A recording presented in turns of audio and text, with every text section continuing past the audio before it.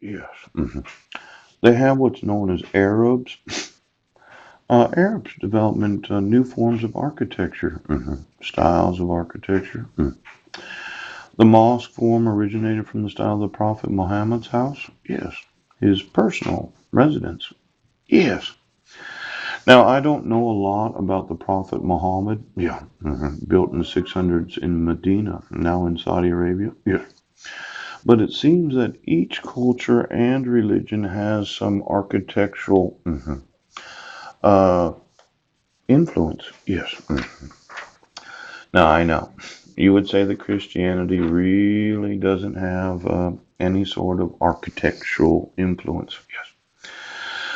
But these Arabs throughout the world are united by language, shared social values, and common cultural tradition. Religious and historical factors also bind the Arabs together. Most Arabs, such as the Iraqi shown worshiping here, are Muslims. Now, this is something that I am concerned about because the Arab League, yes, is 22 Middle Eastern African countries. Oh. Could you call the actual Federal Reserve banks of each one of them? Yeah. Give me the blueprints and the employees and how many of them are Jewish? hmm hmm The Arabsat? Yes. The Arab Communication Satellite System helped foster communication? Yeah. 1976. You mean over there in the Arab League, you guys have a satellite communication system from 1976? Yes. Well, the 22 member states of the Middle Eastern African countries where Arabic is the main spoken language? Yeah. Could you get me the satellite system of the Federal Reserve banks and the national banks of the Arab League? Yes. And then Egypt, Iraq, Lebanon, Saudi Arabia, Syria, Transjordan, now Jordan, Yemen. 16 other members have joined Algeria, Bahrain, Comoros, Djibouti, Kuwait, Libya, Mauritania, Morocco, Oman, Palestine, yeah, Qatar, Somalia, Sudan, Tunisia, and United Arab Emirates. Well, there's one of those chic looking guys that wears a flowing type of gown. Yes.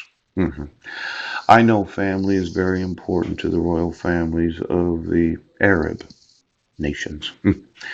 And there's the king of Saudi Arabia. Yeah, his brother had passed away probably maybe 5 6 years ago. Really nice individual. Yeah, sorry that that happened. But a lot of times you try to keep the kingdom in the family, do you?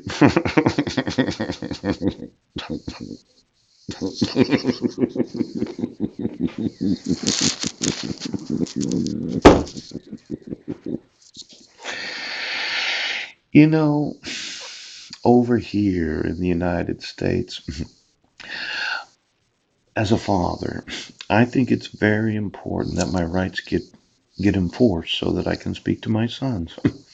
Now, let's say you were a king instead of a homeless man, and you had a kingdom instead of being homeless. Yes.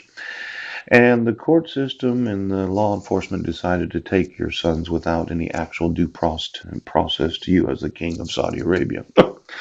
Now, quite often you could probably just cut their heads off. Seems unhumanitarian. Unless it's your kids, then you think, okay, well, I have 5 sons. They're in the wrong grades. The sheriffs and the police departments won't enforce the actual laws of the United States, and I could be a king. I mean, I think like royalty.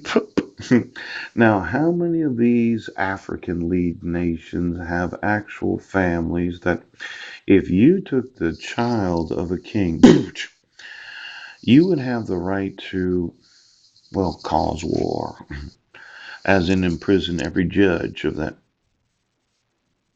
Well, why is it different for me than for you? I'm homeless and the sheriff thinks it's fucking funny.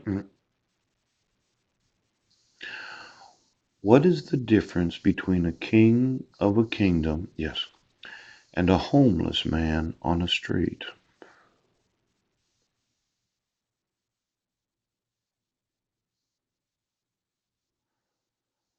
Well, In the United States, there shouldn't be any difference, should there?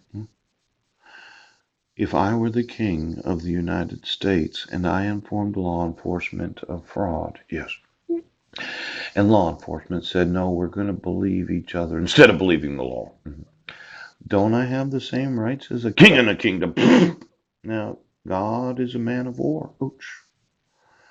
How many of those in the royal families of the 22 Middle Eastern and African countries of the Arab League would allow for any court to issue any court order without any protections of law?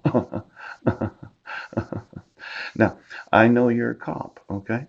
You got a badge on, which makes you seem like you're somebody. Ouch. But I have documented probably, well, 500 to 1,000 lawsuits. And your thought was, well, if he doesn't get his kingdom, yeah, he can't do anything. Well, I'm going to have you put in prison and I'm going to take every asset that you have. Now, if you are a king, yes, you think like a king, whether or not you've received your kingdom or not. Now, I think like a king because I've always thought like a king, yes. And it's not a delusion. It's the fact that I've documented 500 to 1,000 lawsuits where I can sue every fucking one of you right now. The $1 trillion protection order, that's correct, Balderson. Not in 200 years has a court issued a court order without the signature of a petitioner. The use of fraud of an elected oath of office, unelected, pooch, should never happen. Now, when I'm absolutely sure about these lawsuits, I am sitting on a kingdom that I've yet to receive.